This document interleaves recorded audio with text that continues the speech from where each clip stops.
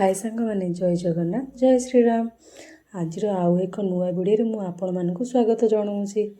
देखो मो झील शोची माने गाधुआ पाधुआ सारिकी मोर फ्रेश हो पलि आसी मुहरे लगेदवा माने मुहरे लेपन करदे टिके सब सब मतलब यही सनस्क्रीन आ लिपस्टिक तो मुझे लगाए आउ कि लगाएनि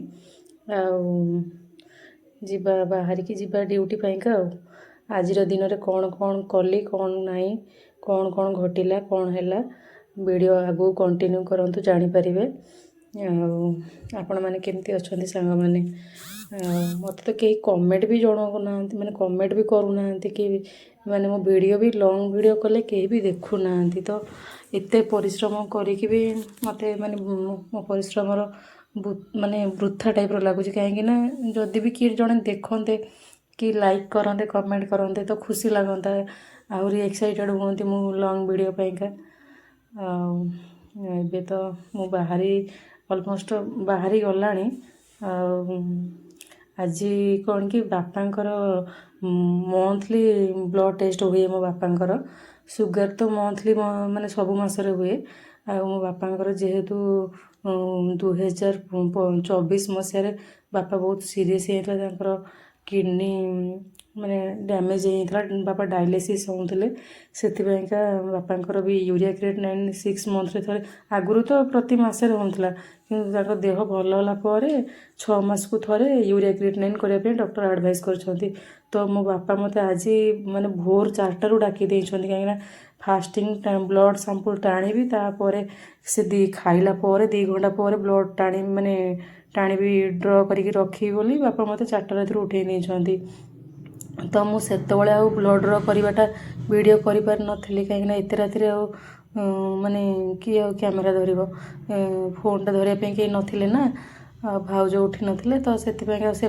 माने राति जो फास्टिंगटा जो यूरिया क्रिएटिनिन जोटा ब्लड सैंपलटा ड्र करी सेटा वीडियो कर पारनी एबे जोटा बापांकर पीपीबीएसटा माने खाइला पर जो ब्लड सैंपलटा ड्र करी सेटा देखिए केमती कौन मु ड्र करुच्ची। एक्चुअली मो सांग सी पैथोलॉजी रे काम करे से मुझे कथा सी नहीं ब्लड सैंपल देदेले सी नहीं टेस्ट करदेव बोली मुझे ब्लड सैंपल कलेक्शन करी मैंने बापा ड्र करके नहीं देदेले सी टेस्ट करदेव रेडी हो गला मु चुट्टी तो पूरा झाड़ जहाँ हूँ आपण मैंने भी निजे जानूे जो केमती गरम हो पूरा चुट्टी 2 दिन लगुनि माने चुट्टी तेलिया पूरा ऑयली ऑयली हो झाड़ बाहर पूरा वो रूट गुड़ाक माने पूरा ऑयली ऑयली पूरा जो झाड़ पाइंका पूरा माने 2 दिन 3 दिन रे आउ थे हेयर वाश न कले भल लगुनि तो हेयर वाश माने एते झाड़ ये हो माने चिपचिपा लगुच पूरा चुट्टी गुड़ाक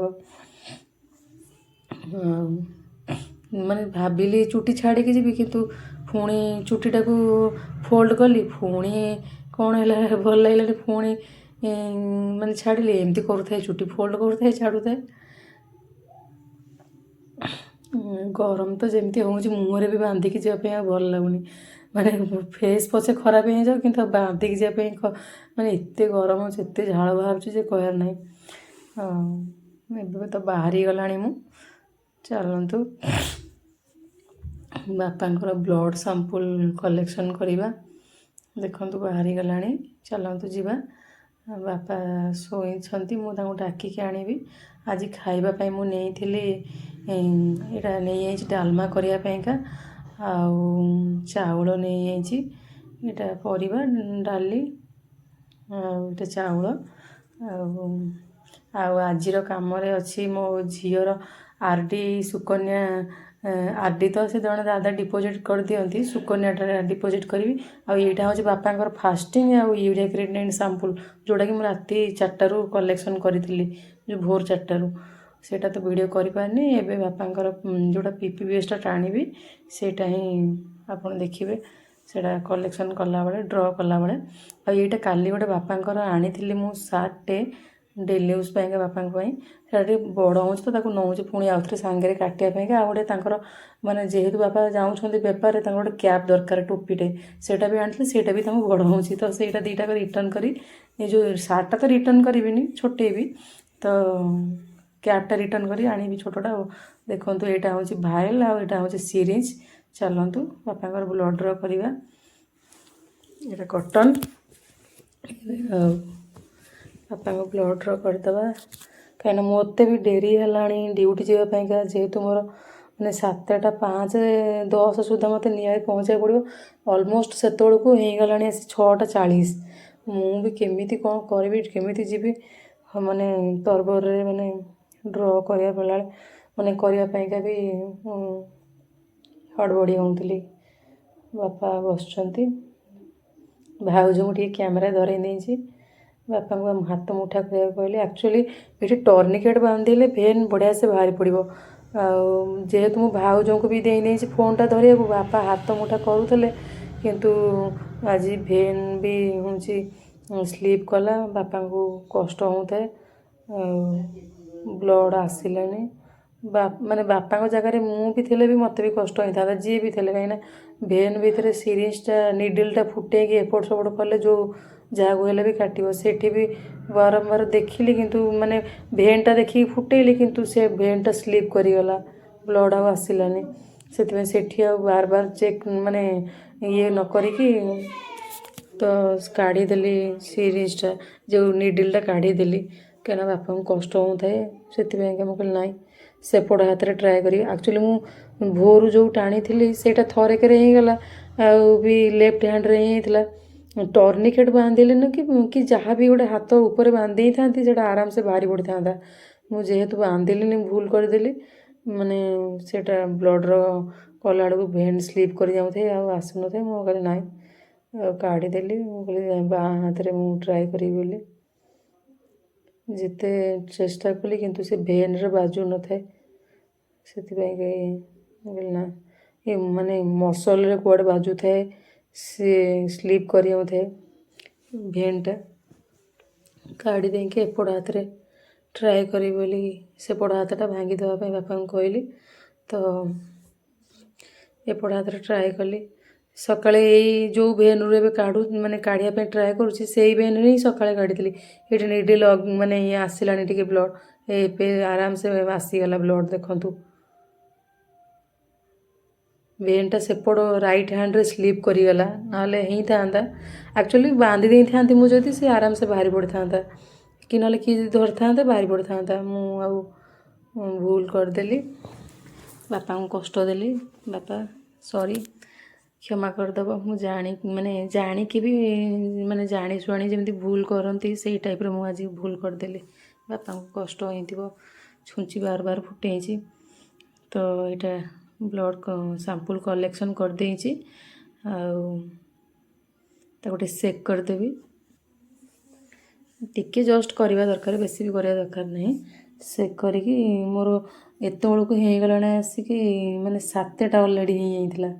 ମୁଁ ଯେଉଁ ରେଟ୍ରେ ବାହାରିଛି ମାନେ ତରତର ହେଇକି ଆସିକି ଦେଖନ୍ତୁ କେତେ ସ୍ପିଡ଼ରେ ଆଜି ମୁଁ ସାଇକେଲ ଚଲେଇଛି କୁହନ୍ତୁନି। କାହିଁକିନା ମୋର ଯେହେତୁ 7:10ରେ ଗାଡ଼ି, ତ ମୁଁ ସେଇ ସ୍ପିଡ଼ରେ ଯାଉଥାଏ।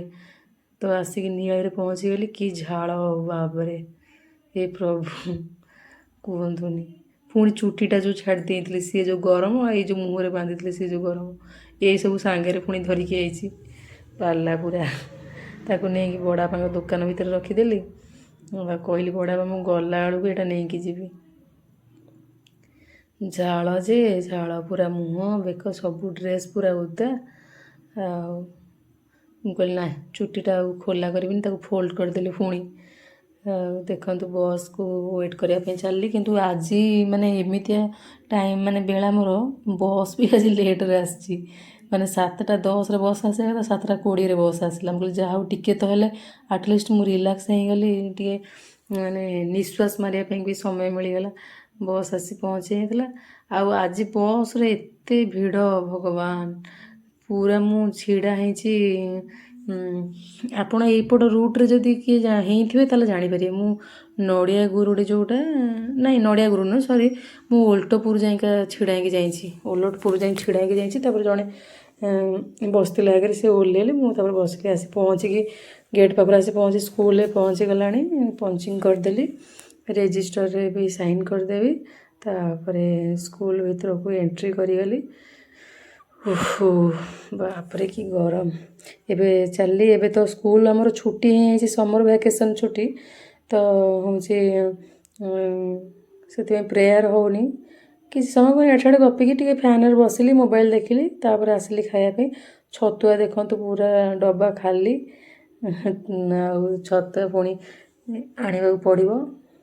କାଲି ତ ସେକେଣ୍ଡ ସଟର୍ଡେ ଅଛି, ଆମର ସ୍କୁଲ ଛୁଟି ଅଛି। ଆଉ ସୋମବାରକୁ ଛତୁଆ ଦରକାର ହେବ ସ୍କୁଲରେ ଖାଇଲା ବେଳକୁ, ମାନେ ହେଇଯାଇଥିବ, ଆସିଯାଇଥିବ ଆଉ। ଆଣିଦେଇଥିବି ମୁଁ ଆଉ। ଦେଖନ୍ତୁ ପୁରା ଡବା ଖାଲି। ଆଉ କ'ଣ ସାଙ୍ଗମାନେ, ଆପଣଙ୍କ ଘରେ ସମସ୍ତେ ଭଲ ଅଛନ୍ତି ତ? ଯେଉଁମାନେ ବି ମୋ ଚ୍ୟାନେଲରେ ନୂଆ ଆସୁଛନ୍ତି ପ୍ଲିଜ୍ ମୋ ଚ୍ୟାନେଲକୁ ସବସ୍କ୍ରାଇବ୍ କରିଦେବେ। ଆଉ ପାଖରେ ଥିବା ବେଲ୍ ଆଇକନ୍କୁ ଅଲ୍ କରିଦେବେ। ଯେହେତୁ ମୁଁ ଯାହା ବି ମୋର ନୂଆ ବି ନୋଟିଫିକେସନ୍ କିଛି ବି ଯିବ, ଆପଣଙ୍କ ପାଖରେ ମାନେ ଫାଷ୍ଟ ପହଞ୍ଚିଯିବ। ଆକ୍ଚୁଆଲି ଆଜି କ'ଣ ହେଲା ନା, ମୁଁ ଯେଉଁଠି GNM ମୁଁ କରୁଛି ତ କୋଣାର୍କରେ କରୁଛି। କଲେଜରୁ ମୋତେ ସଡ଼ନ୍ ଫୋନ୍ କରି କହିଲେ କି ଏବେ ବାୟୋମେଟ୍ରିକ୍ରେ ପଞ୍ଚ ଇନ୍ ପଞ୍ଚ ଆଉଟ୍ ହେବ ଷ୍ଟୁଡ଼େଣ୍ଟମାନଙ୍କର। 75% ନହେଲେ ଆଟେଣ୍ଡାନ୍ସ ତ ଏକ୍ଜାମ୍ ପାଇଁ ଆଲାଉ କରିବେନି। ମୁଁ ପୁଣି ଆମ ମ୍ୟାଡ଼ାମ୍କୁ କହିକି ମୋତେ ପୁଣି ବାହାରିକି ଆସିବାକୁ ପଡ଼ିଲା। ପୁଣି ସେଠୁ ସ୍କୁଲଠୁ ବାହାରିକି ଆସି ମୁଁ ଆସିଲି, ଏଇଟା ହେଉଛି ମାଷ୍ଟର କ୍ୟାଣ୍ଟିନ୍ ଯାଏ। ତ ମାଷ୍ଟର କ୍ୟାଣ୍ଟିନ୍ରୁ ମୁଁ ବସି ଯାଇଥିଲି କୋଣାର୍କ ବସ୍ରେ, ଏଇଟା ସିଟି ବସ୍ରେ, ସେଇଟା ବି ସିଟି ବସ୍ରେ ଆସିଥିଲି ମାଷ୍ଟର କ୍ୟାଣ୍ଟିନ୍ ଯାଏ। ସିଟି ବସ୍ରେ ବସିକି ଏବେ ଆସି ପହଞ୍ଚିଗଲି ମୁଁ କୋଣାର୍କ ମାଧିପୁର ଛକରେ। ଦେଖନ୍ତୁ ଆମ କ୍ଲାସ୍ ପିଲା ଏମାନେ ଯାଉଛନ୍ତି, ଆସିଥିଲେ ବାହାରକୁ ଟିକେ ଖାଇବା ପାଇଁକା ଯାଉଛନ୍ତି। ଦେଖନ୍ତୁ କଲେଜ ପାଖରେ ଆସି ପହଞ୍ଚିଗଲାଣି। ଚାଲିକି ଯାଉଛି। ଏତେ ଖରାରେ ଆଜି ଏତେ ଦୌଡ଼ିବାକୁ ପଡ଼ିଲା। ପୁଣି ଭୁବନେଶ୍ୱରରୁ ପୁଣି କୋଣାର୍କ, ପୁଣି ତାପରେ ଘରକୁ ଆସି ଭାବନ୍ତୁ କେମିତି ଲାଗୁଥିବ ଏତେ ବାଟ ବସ୍ରେ ଯିବା ଆସିବାରେ। ଏଠି ଆମ କଲେଜ ଦେଖାଗଲାଣି। କଲେଜଟା କିନ୍ତୁ ସେପଟେ ଥିଲା, ଏପଟ ଆଗକୁ ଆସିଛି ଟିକେ। ଦେଖନ୍ତୁ କଲେଜ ପାଖରେ ଆସି ପହଞ୍ଚିଗଲାଣି। ପିଲାମାନେ ବି କେତେ ପିଲା ଆସିକି ଗଲେଣି, କେତେ ପିଲା ଆସିଥିଲେ। ଏଇଟା କଲେଜ ଭିତର, ସବୁ କରିପାରିନି, ଜଷ୍ଟ ଯେତିକି। ଆଉ କିଛି ସାଙ୍ଗସାଥି ହେଇକି ଫଟୋ ବି ଉଠେଇ ନେଇଥିଲୁ। ଆଉ ମୁଁ କହିଲି ଆସ ଟିକେ ମୋ ୟୁଟ୍ୟୁବରେ ମୁଁ ତୁମକୁ ଛାଡ଼ିବି, ଟିକେ ଦେଖ ମୋ ସାଙ୍ଗରେ ଛିଡ଼ା ହୁଅ। 2 ଜଣ ସାଙ୍ଗ ଥିଲେ, ବାକି ଭିତରେ ଥିଲେ ସୋନାଲି। ମୁଁ କହିଲି ଟିକେ ମୋ ସାଙ୍ଗରେ ଛିଡ଼ା ହେଇଯା, ଆମେ ଗୋଟେ ଫଟୋ ନେବା, ଭିଡ଼ିଓ ନେବା। ସେ କହୁଥିଲେ ରହିଥା ଦିଦି, ମୁଁ ଟିକେ ଫୋନ୍ ଟିକେ ଆସୁଛି ମୋର। ମୁଁ କହିଲି ତୁ ଆସେ, ଫଟୋ ଗୋଟେ ଉଠେଇଦେବା, ଆସିଛେ କେତେ ଦିନ ପରେ ଦେଖା ହେଇଛେ। ଆଉ ଗୋଟେ ସାଙ୍ଗଟେ ଆସୁଥିଲା, ମୁଁ ତାକୁ ଡାକିଲି ପୁଣି। ତା ନାଁ ସୁମିତ୍ରା, ମୋ ନାଁ ଯାହା ତା ନାଁ ସେ, ତାକୁ ବି ଡାକିଲି। ମୁଁ କହିଲି, ସେ କହିଲା ହଁ ଦିଦି ମୁଁ ତୁମ ଭିଡ଼ିଓ ଦେଖେ,